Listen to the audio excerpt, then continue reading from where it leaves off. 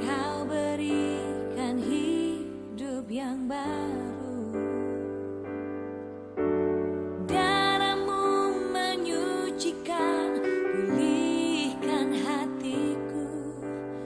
Ku nyatakan Kaulah segalanya.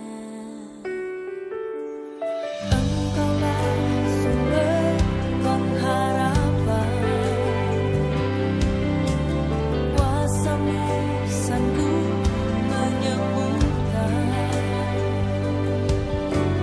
Jiwaku pun berserah hanya kepadamu. Yesus, Kaulah segalanya. Karena salib-Mu, ku hidup. Karena salib-Mu, ku menang. Engkau yang berkuasa, sanggup melakukan mujizat-Mu. Karena salib-Mu, ku hidup. Karena salib-Mu. Mari kita satukan hati, kita berdoa. Bapa dalam surga, dalam nama Tuhan Yesus, kami mengucap syukur kalau pada hari ini gereja kami GBI Kasih Kristus Plaza Pasifik Kelapa Gading bertambah usia 1 tahun lagi. Di usia yang ke-15 ini, meskipun di tengah pandemi yang belum berakhir, namun kami masih bisa beribadah secara online. Ini merupakan bukti bahwa Tuhan masih melihara gereja kami. Dan kami pun sebagai anak-anak-Mu senantiasa memberikannya terbaik untuk menyenangkan hati-Mu Tuhan. Urapi ya Tuhan, berkati ibadah syukur kami pada hari Minggu ini. Dan biarlah Roh Kudus-Mu Kau curahkan pada setiap jemaat-Mu pada hari ini. Biarlah pujian penyembahan kami boleh menyenangkan hati Tuhan. Urapi juga Tuhan anak-anak-Mu yang melayani pada hari ini. Terlebih untuk gembala sidang kami, Bapak Pendeta Samuel yang akan membawakan firman-Mu. Kau taruhkan roh hikmat senantiasa ke atasnya Tuhan. Agar tiap firman yang disampaikan boleh menjadi pesan-Mu, boleh menjadi pengajar-Mu bagi kami, boleh menjadi berkat-Mu bagi kami semua. Kami mau buka ibadah syukur kami hanya di dalam nama Bapa, Putra, Roh Kudus, di dalam nama Tuhan Yesus Kristus. Mari ya percaya kita katakan, amin.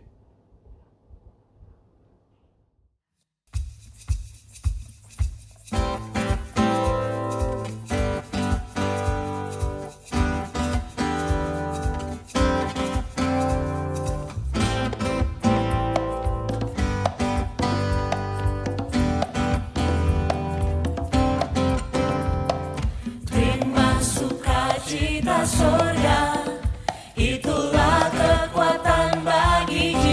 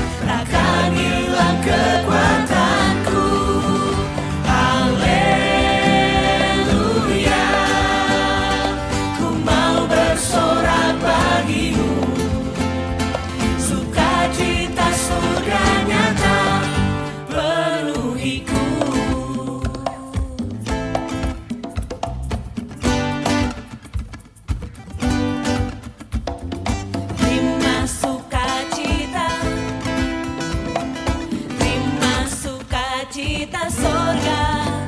Haleluya, kau ada dalam hatiku, takkan patah semangatku, takkan hilang kekuatanku. Haleluya, ku mau bersorak bagimu, sukacita surga nyata penuhiku. Sukacita surga nyata, sukacita surga nyata, sukacita surga nyata penuhiku.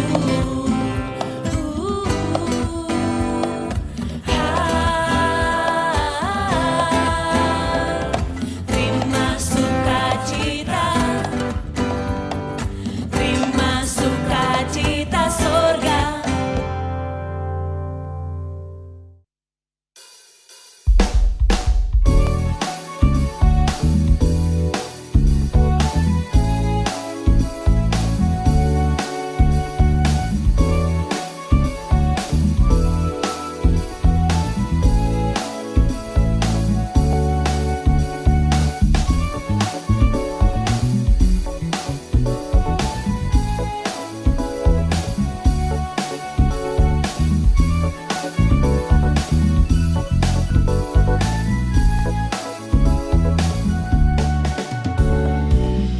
Hanya kau milikku di surga,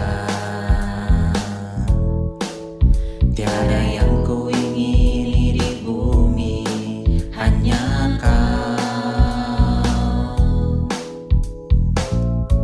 Tak ku andalkan kekuatanku, namun yang pasti kau tetap selamanya Allah sumber kuatku, Allah sumber kuatku, Allah sumber kuatku dan bagianku selamanya, selamanya.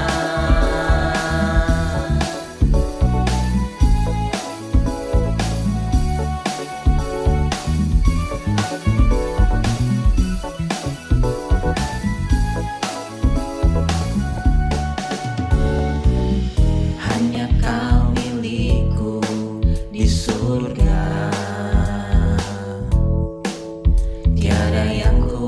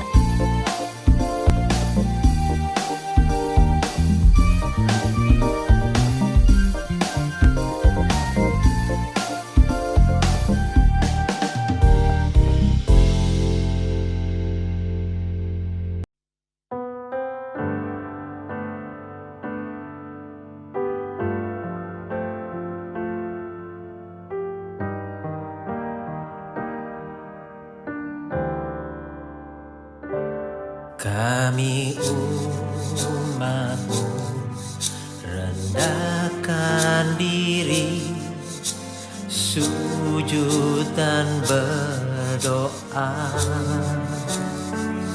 mencari wajah-Mu, berpaling dari jalan kami yang jahat. Oleh anugerah-Mu,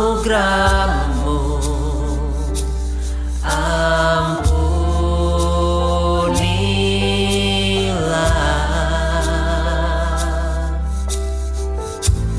Oleh anugerah-Mu,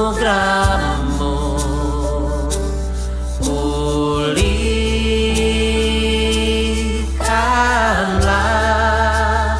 Tuhan, pulihkan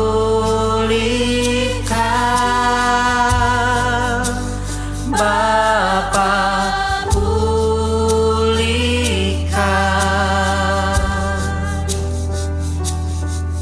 kembalikan bangsa kami kepadamu.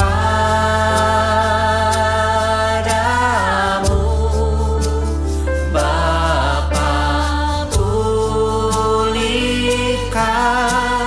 ampunilah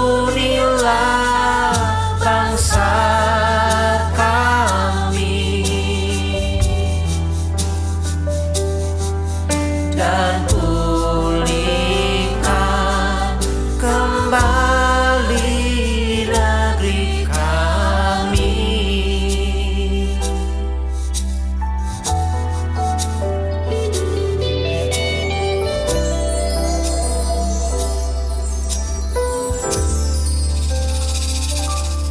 Kami umat-Mu rendahkan diri, sujud dan berdoa,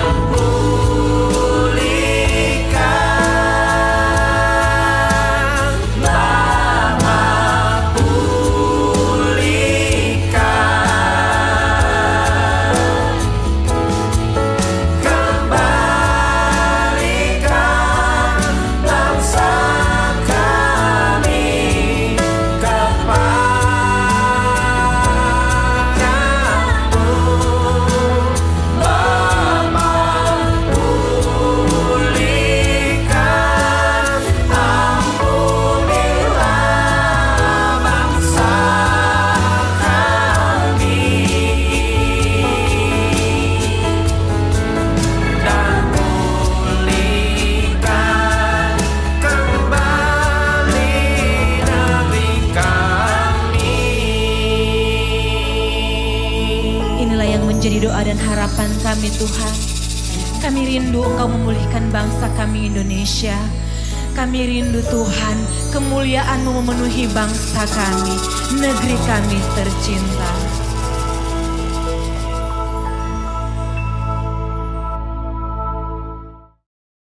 Shalom saudaraku, gembira dapat kembali menjumpai saudara dan saudara bisa berbakti bersama-sama pada Sabat minggu ini.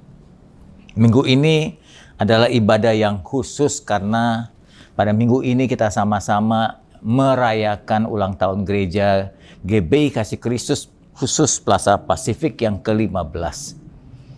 Sekalipun kita tidak merayakan secara besar atau secara offline, bertemu muka muka, kita masih merayakan secara online karena keadaan yang masih belum kondusif, belum membantu, belum mendukung.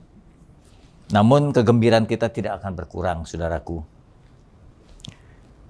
Di samping ulang tahun gereja kita yang ke-15, kita juga merayakan ulang tahun negeri kita, ya, yang ke-76, kemerdekaan RI. Pada saat ini firman Tuhan bertema berani dan tenang menghadapi kematian. Saya ingin kaitkan bahwa kemerdekaan yang dimiliki oleh seseorang itu akan membantu seorang menghadapi apapun juga termasuk kematiannya. Saudaraku, tertulis di dalam Yohanes pasal yang ke-8 ayat 36 yang berkata, jadi apabila anak itu yang dimaksud adalah Yesus, Allah, anak Allah. Jadi apabila anak Allah itu memerdekakan kita, maka kita benar-benar merdeka. Jika Allah memerdekakan kita, maka kita pun benar-benar merdeka. Nah, ayat ini sebetulnya ingin memperjelas bahwa kemerdekaan itu datang dari kebenaran, dan kebenaran itu adalah Allah. Setiap orang yang telah mengenal kebenaran dan memiliki kebenaran, dimerdekakan oleh kebenaran, maka ia akan hidup dalam kemerdekaan. Saya tidak bicara soal agama, tapi soal kebenaran. Jadi Allah yang benar itu telah datang kepada kita, telah menebus kita, dan telah memerdekakan kita dari perbudakan dosa. Jadi dosa menjadi sumber perbudakan. Perbudakan datang ketika manusia jatuh dalam dosa, dan ketika Allah datang, Allah membebaskan perbudakan itu, dan kita betul-betul hidup dalam kemerdekaan. Setiap orang mendambakan kemerdekaan hidup, dari mulai hewan sampai manusia. Saudaraku, saya berharap dengan bertambahnya usia gereja kita, maka bertambah juga kedewasaan kita. Dengan bertambahnya kedewasaan, berarti kematangan iman, kemampuan menghadapi kehidupan, dan bahkan keberanian menghadapi kematian, itu semakin bertambah. Kita tidak lagi statis jadi Kristen yang biasa, tapi kita menjadi Kristen yang makin matang, makin berhikmat, makin bijak, makin kuat, makin hebat. Lama-lama kita akan seperti Kristus. Saudaraku, sekali lagi, di tengah-tengah kemerdekaan dan ulang tahun gereja serta negeri kita, saya berharap kita menemukan kemampuan untuk menghadapi kehidupan sekaligus kematian. Siapapun yang disebut dengan makhluk merindukan kebebasan. Kebebasan dari jajahan, kebebasan dari kesusahan hidup akibat masalah-masalah yang muncul, kebebasan dari keterikatan penyakit dan kerentaan akibat ketuaan, dan kebebasan yang paling besar adalah kebebasan perbudakan dosa. Perbudakan dosa itu menyebabkan manusia takut, terutama khususnya pada kematian. Karena setelah kematian, jika seorang merasa dosanya belum diselesaikan, maka dia akan menghadapi pengadilan. Dan dia khawatir kalau tidak bisa mempertanggungjawabkan perbuatan-perbuatan salahnya. Oleh sebab itu manusia berusaha untuk tidak mati. Ya, usaha tetap sehat. Kita sudah banyak melihat bagaimana vitamin-vitamin dijajakan, dijual, orang coba memakannya, meminumnya untuk tetap muda, untuk tetap kuat. Ya, jika bisa jangan sampai mengalami kematian. Tetapi saudaraku, sebetulnya manusia yang rindu ingin hidup lebih lama, sampai ada nyanyian mengatakan aku ingin hidup 1000 tahun lagi. Kenyataannya bahwa kematian datang terus, tidak berhenti dan tidak bisa dihentikan. Jika manusia ditanya, bagaimana jika engkau menghadapi kematian? Jawabannya pasrah. Kata pasrah itu bukan berarti dia rela, dia tidak punya lagi jawaban, dia tidak punya jalan keluar, dia tidak punya solusi untuk menghadapi kematian. Dia siap atau tidak siap, kematian terus datang menemui orang-orang di sekitar kita, di lingkungan yang dekat dengan kita. Bahkan mungkin satu saat akan menemui kita. Akibat pandemi yang kita sudah tahu, telah menyebabkan ketakutan yang luar biasa, karena kematian yang terus berjatuhan. Kita melihat rumah sakit yang penuh, kuburan-kuburan yang penuh, menyatakan kepada kita bahwa kematian tidak bisa dihentikan. Saudara siap atau tidak siap, pasti hal itu dapat terjadi. Saudaraku, rasa takut terjadinya kematian ketika seorang sadar bahwa keselamatannya terancam. Rasa takut terhadap kematian itu terjadi ketika ia tahu bahwa ia terancam dengan kematian. Ada sebuah cerita seorang telah berusia mengikuti sebuah perjalanan di atas kapal. Di tengah perjalanan tiba-tiba badai datang. Kapal itu diamuk oleh badai dan gelombang, dan kemungkinan kapal itu akan pecah dan tenggelam. Seluruh penumpang di kapal itu menjadi panik dan ketakutan. Tapi orang ini tetap tenang, sebab dia sudah banyak belajar tentang menghadapi kematian. Dia tetap tenang dan tetap merasa damai. Apalagi dia melihat seekor hewan dalam kandang yang bersama-sama dengannya berada dalam kapal itu, tetap tenang sambil menghabiskan makanannya. Padahal hewan itu berada dalam bahaya yang sama. Para penumpang yang lain panik, tapi hewan itu tenang. Dari situ dia kemudian belajar, kenapa hewan itu dapat tenang? Mengapa saya tidak? Keadaan seperti ini, ketenangan menghadapi kematian, kedamaian menghadapi kematian disebut dengan atarasia. Atarasia itu adalah kemampuan seorang untuk tetap tenang di saat-saat dia terancam dengan kematian.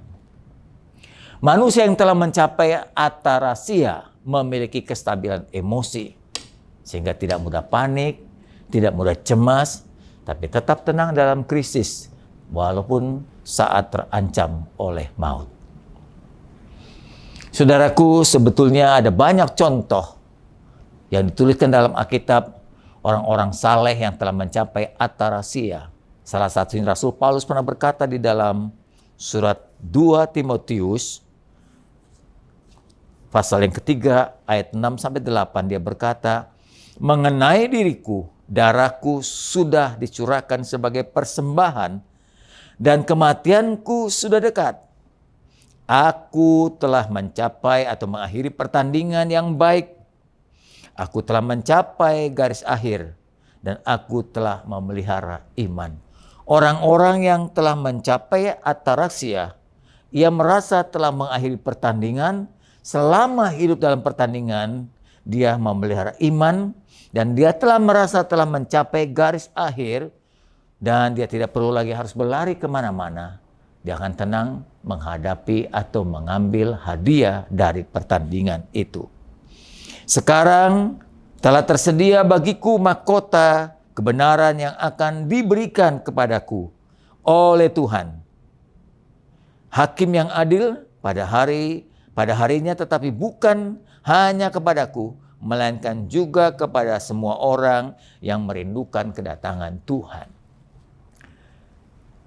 Ini adalah salah satu contoh dalam Alkitab orang yang telah mencapai ataraksia, yaitu ketenangan menghadapi kematian. Ketenangan dan keberanian menghadapi kematian. Sangat tragis, sementara begitu banyak manusia di dunia ini yang ingin hidup lebih lama, tapi kenyataannya kematian datang menjemput begitu cepatnya. Namun orang-orang seperti ini tidak siap menghadapi kematian, tidak berani, bahkan ketakutan, panik saat malaikat maut menjemput dia. Sampai sekarang banyak orang yang belum mempersiapkan diri menghadapi kematiannya. Nah, pada khotbah ini saya ingin coba membantu kita sekalian, bukan berarti menginginkan kematian kita lebih cepat, tapi membantu kita mempersiapkan diri begitu rupa, kalau sampai kematian datang, kita berkata, aku telah siap Tuhan. Oknum lain di dalam Alkitab yang juga menyatakan kesiapannya menghadapi maut adalah Yesus Kristus, Tuhan kita sebagai contoh. Hal ini pernah dituliskan di dalam Lukas pasal 23 ayat 46. Firman-Nya berkata, lalu Yesus berseru di atas kayu salib itu dengan suara yang nyaring. Dia berkata, ya Bapakku, ke dalam tangan-Mu lah telah kuserahkan nyawaku. Dan sesudah berkata demikian, ia menyerahkan nyawanya. Dia tahu saatnya akan pergi. Dia tahu saatnya telah tiba. Dia sangat sadar maut akan datang. Kemudian dia menyerahkan nyawanya ke dalam tangan Bapaknya. Begitu siapnya dia menghadapi kematian. Yang berikutnya, orang yang siap menghadapi atau berani menghadapi kematian yang telah mengalami ataraksia adalah Sadra, Mesa, dan Abednego. Ketika ketiga pemuda ini diharuskan bersama-sama dengan rakyat Raja Nebukadnezar, ya, di mana Raja Nebukadnezar membuat sebuah patung dan semua orang tanpa terkecuali harus menyembah patung raja itu, maka Sadra, Mesa, Abednego yang telah memiliki Allah yang benar, ya, Allah di dalam Kristus, tidak lagi mau menyembah pada patung lain atau dewa lain atau Tuhan yang lain. Dan resikonya adalah ketika pemuda ini akan dibakar hidup-hidup dengan api yang sangat panas. Itu terus di dalam Daniel pasal 3 ayat 17 dan 18. Mereka berkata begini, jika Allah kami yang kami puja sanggup melepaskan kami, membebaskan kami dari hukuman raja, maka Allah akan melepaskan kami dari perapian yang menyala-nyala itu dan dari dalam tangan-Mu ya Raja. Tetapi seandainya Allah tidak menolongku, Allah tidak melepaskan kami sekalian, hendaklah Tuanku ketahui ya Raja, bahwa kami tidak akan memuja dewa Tuanku. Dengan kata lain, kami berani menghadapi kematian demi Allah kami yang hidup. Kami mempertaruhkan nyawa kami daripada kami menyembah dewa lain dan binasa. Dan tidak akan menyembah patung emas yang Tuanku dirikan itu.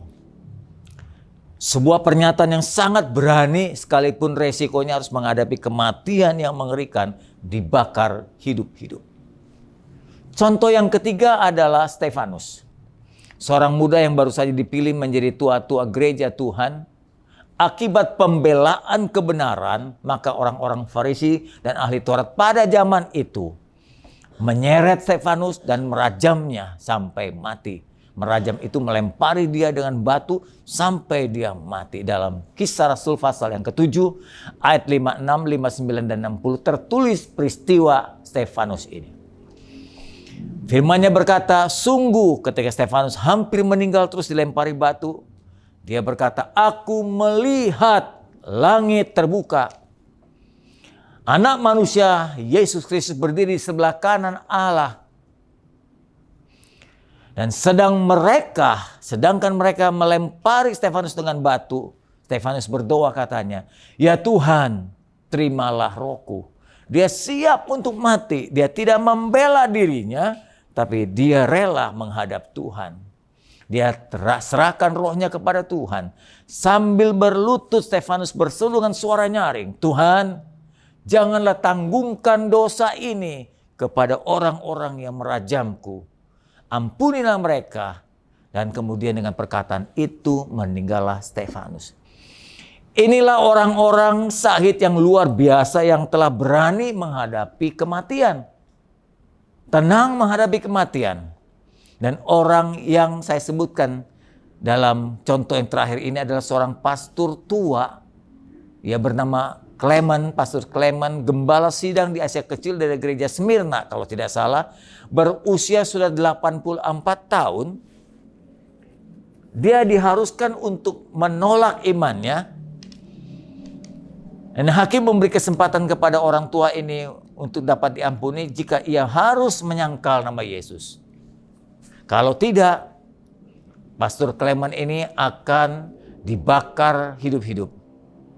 Lalu dengan beraninya, Pastor Clement ini menghadapi kematian sambil berkata, "Bapak Hakim yang terhormat, jika aku harus dibakar hidup-hidup, maka api ini hanya bisa membakar tubuhku dan tidak membakar tubuh dan jiwaku yang lainnya. Namun jika aku menyangkal Tuhan, maka Tuhan dapat membakar dengan api neraka tubuh, jiwa, dan rohku sekaligus. Maka aku pilih, aku tetap tidak menyangkal nama Yesus. Aku tetap percaya kepada Allahku karena selama hidupku," kata Pastor Clement, "Tuhan Yesus tidak pernah mengecewakan aku." Maka kemudian Pastor Clement itu ditangkap dan dibakar hidup-hidup. Dia mati dalam keadaan syahid.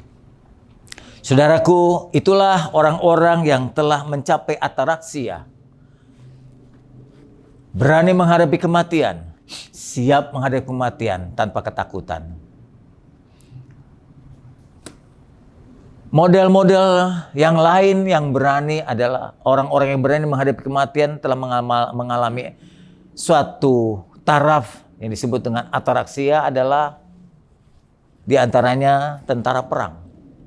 Tentara-tentara yang telah dilatih, telah dididik, telah dibentuk mental yang begitu rupa, mereka itu adalah orang-orang yang berani menghadapi kematian.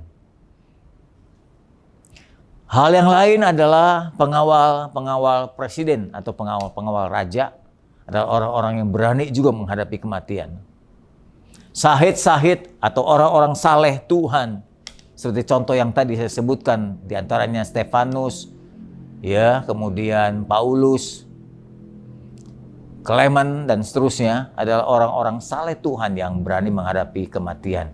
Disebut telah mencapai atarasia.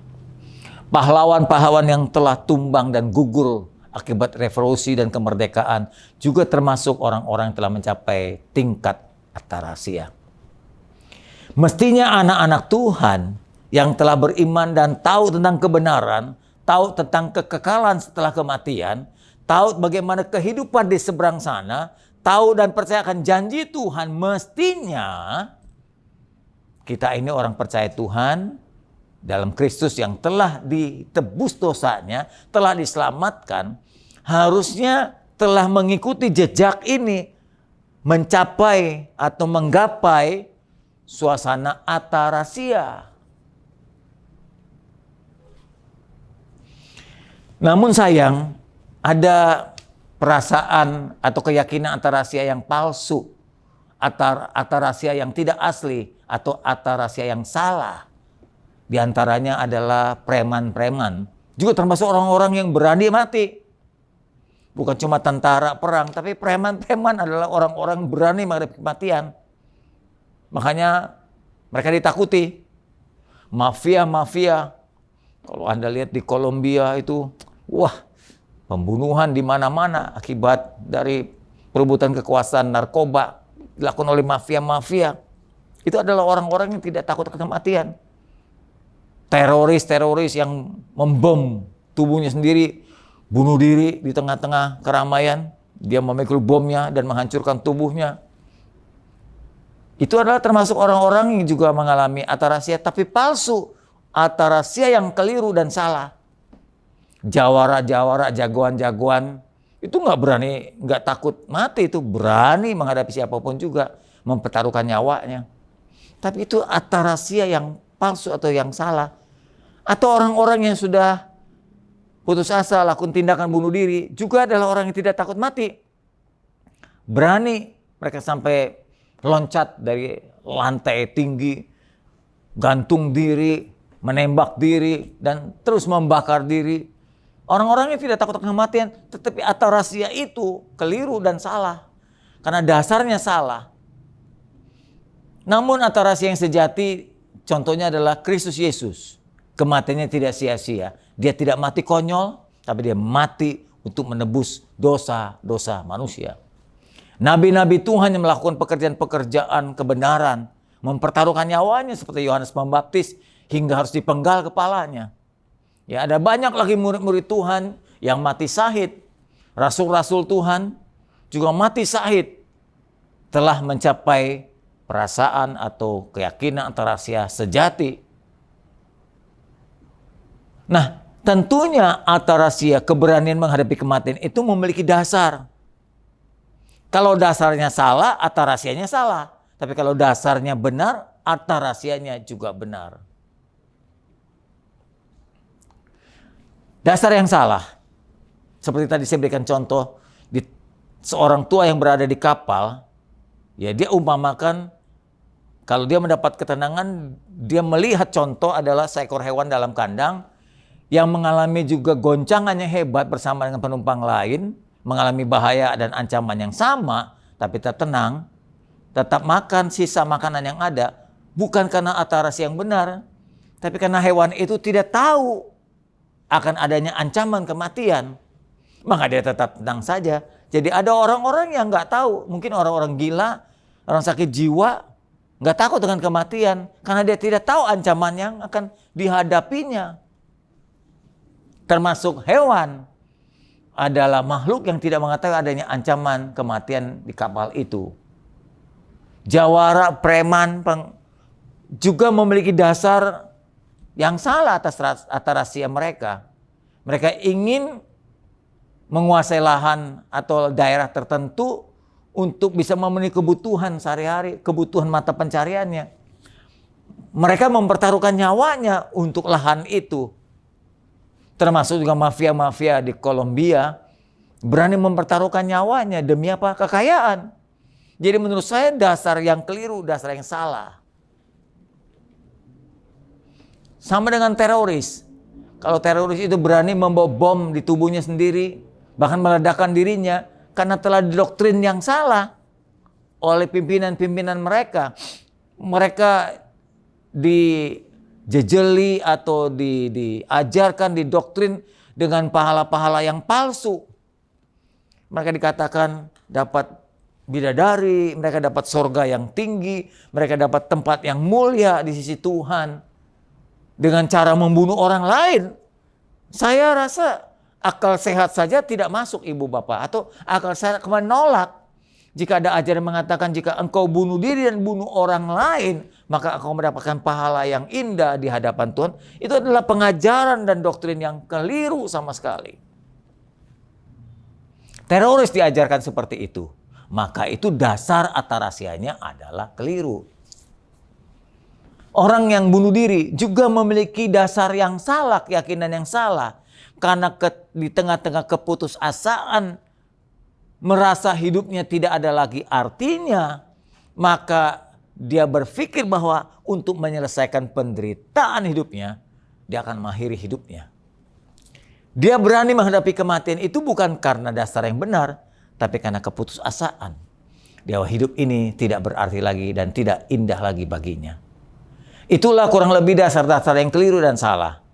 Nah, ada atarasia didasarkan oleh dasar keyakinan yang benar. Nah, ini mesti kita pegang Bapak Ibu. Seperti contohnya Yesus Kristus. Kalau Yesus sampai berani menghadapi kematian, berani menghadapi siksaan yang hebat, bahkan membiarkan dirinya mati di kayu salib. Karena beliau melakukan misi yang agung, menyelesaikan penebusan dosa manusia, agar manusia yang diperbudak oleh dosa jangan sampai binasa, dibebaskan, dimerdekakan dari perbudakan, dan tidak mengalami kematian kekal di neraka. Karena kasihnya dia melakukan hal ini, dan ini dasar yang luar biasa mulianya. Anak-anak Tuhan, saleh-saleh Tuhan, mestinya juga memiliki dasar yang benar. Kita yang telah ditebus oleh Kristus dari dosa kita, lalu diberikan pengampunan serta keselamatan, maka ini dasar yang benar. Jika sampai kita berani menghadapi kematian, kita akan berkata, kematian tidak akan menghentikan kehidupanku yang sekarang. Bahkan setelah kematian ini, aku akan berpindah kepada kekekalan. Hidup dalam keabadian dan kesempurnaan bersama dengan Tuhan akibat dari keselamatan yang Tuhan berikan.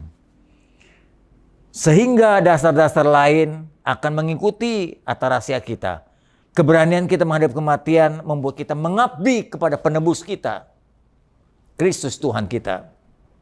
Kita akan melayani Kristus dengan kebenaran sejati untuk mencapai kekekalan kehidupan.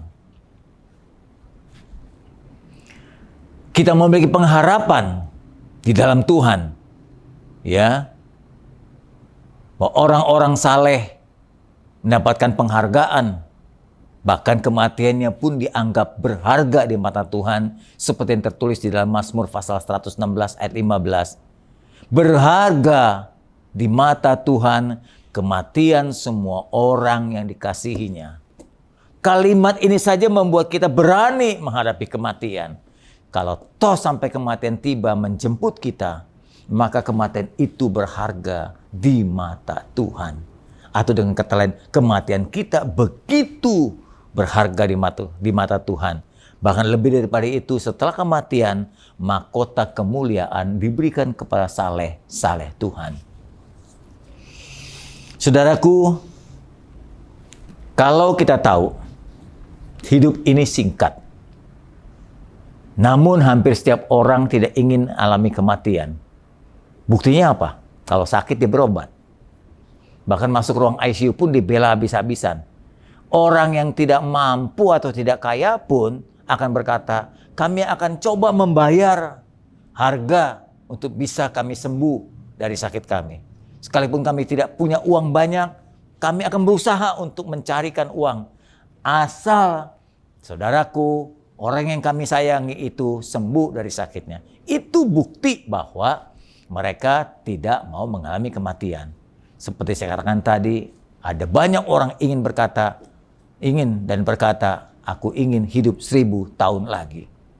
Nah saudaraku, namun kenyataannya kematian terus berjalan.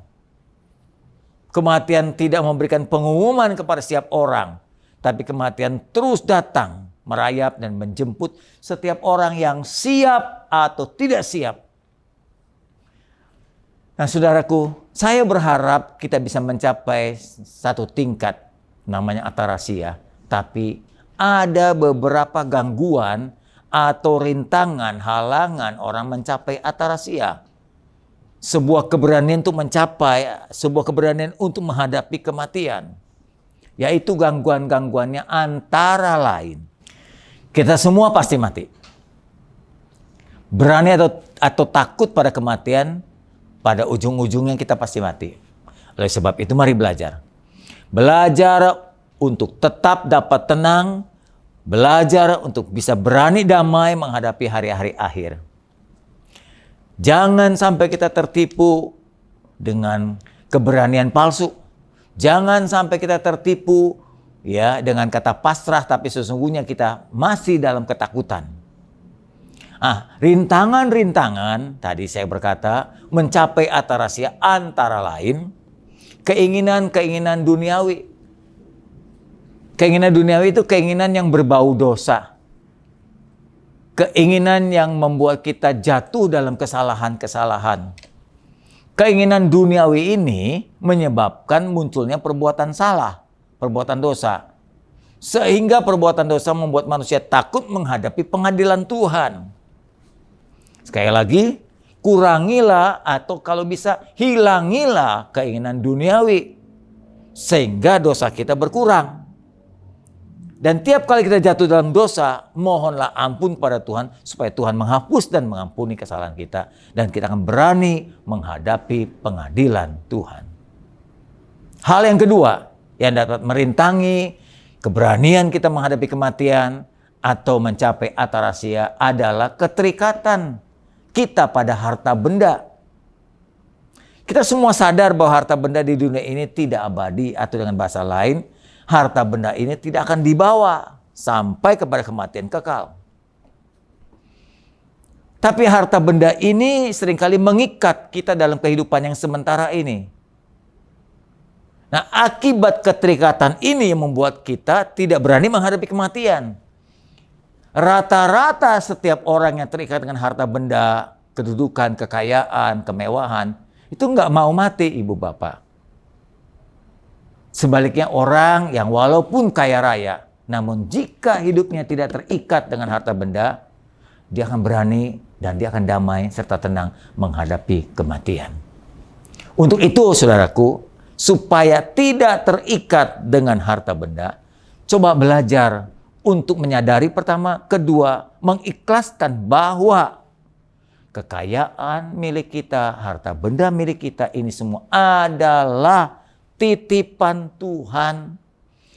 Kalau titipan kita tidak merasa memiliki, walaupun dititip kita merawat dengan baik. Tapi andai kata satu kali kelak diambil dari kehidupan kita, maka kita tidak akan merasa kehilangan. Apa titipan? Ya bisa saja rumah kita, mobil kita, harta benda, istri kita, anak kita, semua orang-orang kita sayangi adalah titipan Tuhan. Mestinya titipan itu jangan mengikat hati kita, supaya kita berani dan tenang menghadapi kematian. Makin tidak terikat, makin pudar rasa kehilangan.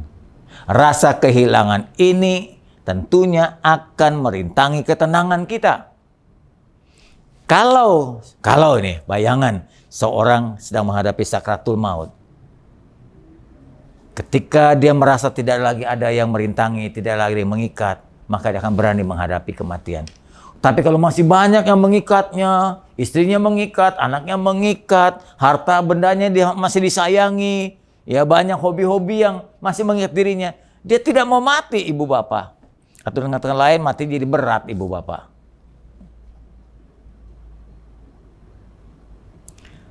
Cara mencapai ketenangan saat menghadapi kematian adalah begini. Kalau tadi gangguannya, sekarang caranya. Dalamilah pengenalan kita akan Tuhan melalui doa kita, melalui pembacaan Alkitab. Makin banyak kita membaca Abra dari gereja tiap hari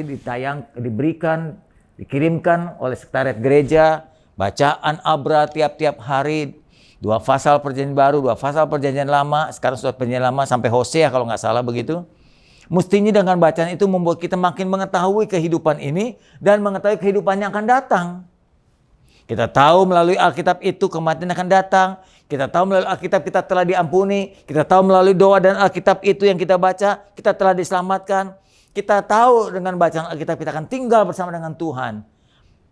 Nah, pengetahuan-pengetahuan itu akan membuat kita berkeyakinan. Keyakinan itu yang membuat kita memunculkan keberanian dan ketenangan menghadapi kematian. Bergaulah karib dengan Tuhan. Makin lama makin dekat, makin lama makin karib dengan Tuhan sebagai sahabatnya. Jika ada kesempatan, bahkan mungkin buatlah kesempatan untuk dapat melayani Tuhan. Melakukan pelayanan dan pekerjaan yang bernilai kekal. Sehingga pekerjaan pelayanan kita tadi tidak menjadi sia-sia.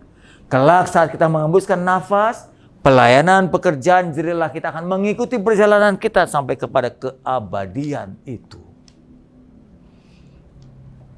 Jangan terikat. Walaupun saudara memiliki banyak harta benda, jangan terikat walaupun Anda kaya raya. Dengan harta yang ada, cobalah berbuat baik pada sesama. Ambillah kesempatan untuk membantu orang-orang yang memang layak dibantu.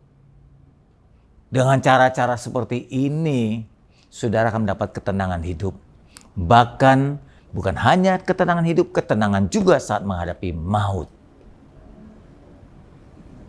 Saat maut tiba nanti, tidak ada lagi yang mengikat kita. Pastikan kita sudah bertobat. Pastikan kita sudah diselamatkan oleh tebusan Yesus Kristus. Saat hidup berakhir, kita akan berjumpa dengan Tuhan dan orang-orang saleh dalam kedamaian abadi. Saudaraku, kematian adalah jembatan. Jembatan perpindahan. Kalau kita sadar akan ini, maka kita tidak akan takut akan kematian. Kematian adalah jembatan untuk kita pindah dari hidup yang sederhana, yang sementara, yang banyak masalah ini, kepada kehidupan yang sempurna dan damai di seberang sana bersama dengan Tuhan. Pengetahuan ini pun akan membuat kita tenang dan damai saat menghadapi maut. Saat maut nanti datang, rasa bahagia ya karena telah menyelesaikan tugas-tugas indah di dalam hidup ini. Sekali lagi, hidup ini adalah tugas yang sementara yang diberikan Tuhan untuk kita tunaikan sebaik mungkin. Kerjakanlah selama waktu masih ada. Saudaraku, kematian ada yang dapat dikira atau diperkirakan jika seorang sedang mengalami penyakit akut. Dapat diperkirakan, maka itu orang dapat mempersiapkan dirinya. Tapi begitu banyak kematian yang datang secara tiba-tiba. Karena itulah saya mendorong saudara dengan khotbah hari ini. Mari belajar sejak sekarang. Memiliki keyakinan yang benar tentang kehidupan ini dan kehidupan yang akan datang. Pelajarilah sebaik mungkin apa arti hidup ini. Dan pelajarilah sedalam mungkin bagaimana hidup di seberang sana bersama dengan Tuhan. Milikilah dasar yang benar tentang keyakinan kehidupan yang akan datang sehingga membuat kita berani dan tenang menghadapi kematian. Saudaraku, selamat merayakan ulang tahun. Kiranya kemerdekaan yang Tuhan berikan kepada negeri kita, kemerdekaan yang diberikan kepada kita melalui penebusan Kristus, membuat kita selalu mempersiapkan hidup ini dan menggunakan, memfungsikan, memanfaatkan hidup ini sebaik mungkin. Seorang yang telah berbuat sebaik mungkin dalam kehidupan, dia tidak akan pernah takut menghadapi kematian. Tuhan berkati saudara, mari kita berdoa. Amin. Bapa Surgawi, di hari ulang tahun gerejamu yang ke-15, GBI Plaza Pasifik Kelapa Gading, akan membuat kami makin dewasa. Kedewasaan ditandai dengan kematangan, hikmat daripadamu, dan kemampuan mengelola kehidupan, bahkan berani menghadapi kematian. Tanda-tanda kedewasaan iman kami akan bertumbuh terus. Dengan salah satunya adalah berani dan tenang menghadapi maut sekalipun. Ajarkan kami selama hidup masih ada, kesempatan masih diberikan untuk menggunakan, memanfaatkan waktu ini sebaik mungkin. Dengan mengenal Tuhan, bergaul karib denganmu, mempelajari kebenaran kehidupan ini dan kehidupan yang akan datang, berbuat baik kepada sesama. Kalau seluruh tugas-tugas kami telah kami lakukan dengan baik, bahkan sebaik-baiknya, maka kami tidak akan pernah takut dengan perpindahan hidup ini. Dengan kematian yang akan menjemput kami sekalian. Bantu kami Tuhan, umat-Mu.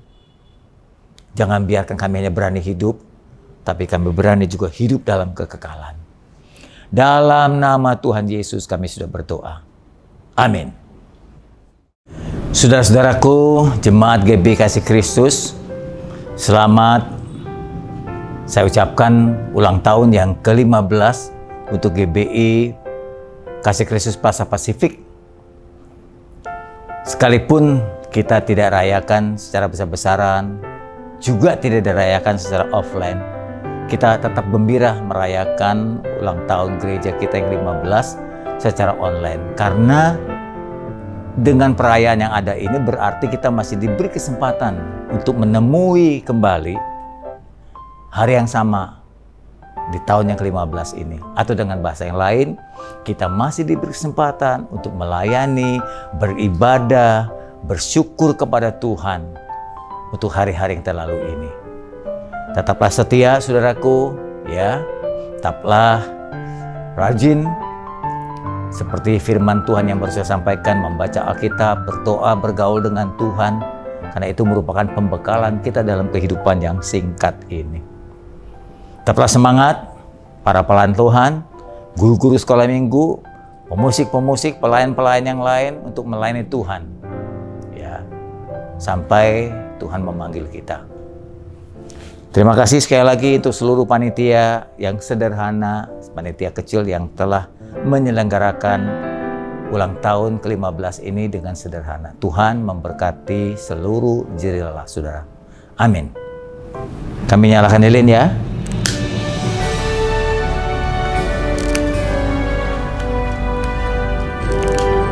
Nah. 1, 2, 3. Haleluya. Ayo potong kuenya. Potong kuenya. Iya. Mari kita berdoa. Kami bersyukur Tuhan memberi kami kesempatan kembali. Hari yang indah, hari yang baik. Dijumpakan kami kembali untuk tahun yang ke-15 pada saat ini bersama dengan seluruh jemaat Tuhan. Kalau kami masih hidup hingga sekarang ini, itu artinya Tuhan memberi kami kesempatan mengulang kembali hari-hari yang kami akan lewati. Kami akan isi hari-hari yang akan kami lalui ke depan nanti dengan sebaik mungkin, bahkan lebih baik dari hari-hari yang lalu. Dengan begitu Tuhan, kami makin mempertebal pembekalan hidup ini. Terima kasih Tuhan untuk waktu yang telah Tuhan berikan 15 tahun ini. Kami berdoa dan berharap Tuhan menuntun kami, Allah yang Immanuel, ke tahun-tahun yang akan datang.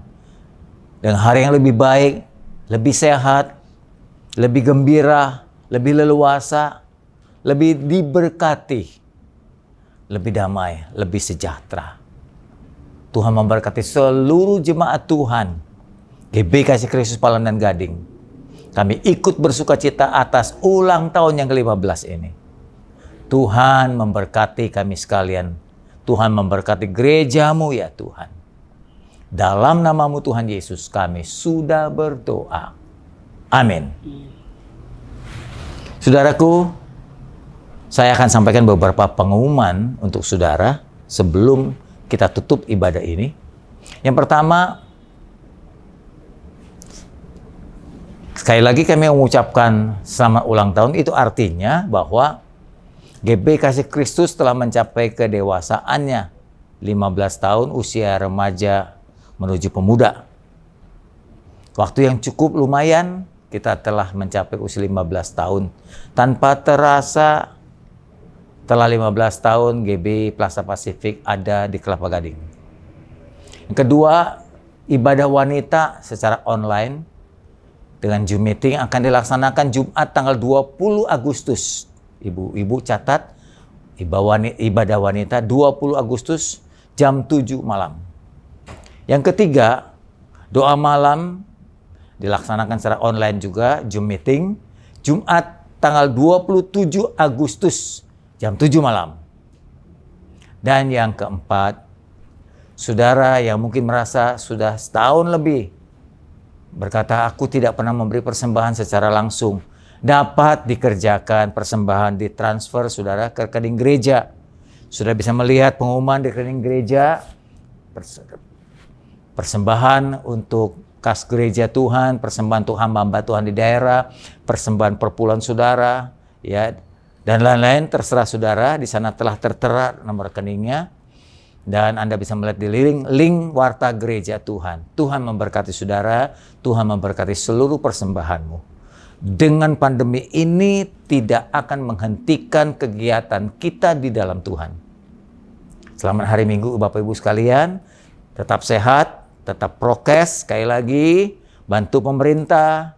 Bagaimanapun pemerintah bisa menjadi lelah. Ya, kami telah melihat bagaimana pengorbanan pemerintah. Ayo bantu pemerintah dengan prokes yang benar.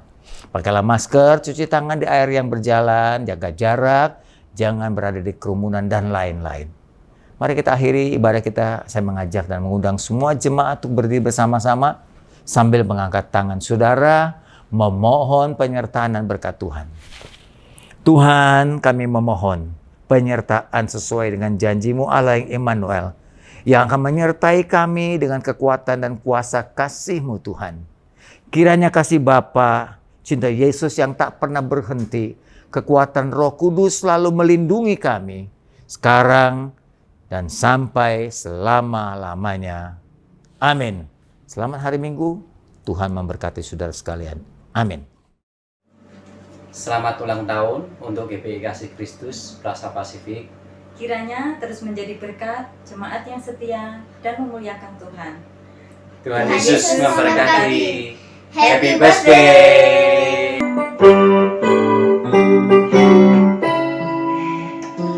Happy birthday to you.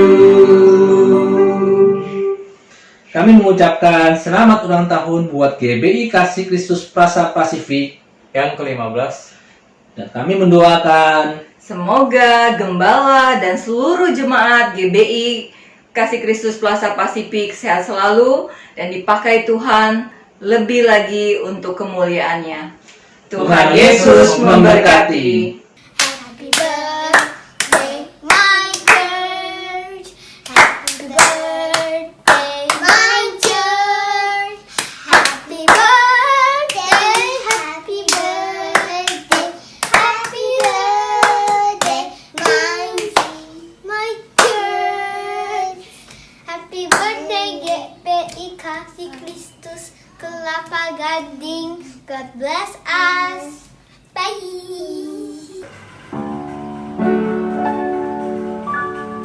Happy birthday. Happy birthday.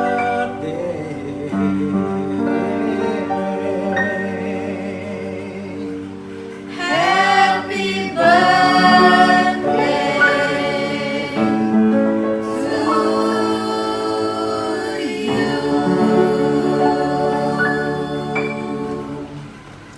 Kami mengucapkan selamat ulang tahun GBI Kasih Kristus Plaza Pasifik yang ke-15. Mari menjadi jemaat yang semakin serupa dengan Tuhan Yesus Kristus, intim dengan Tuhan, terdidik, dewasa, peduli dan penuh kasih, serta misioner. Happy birthday.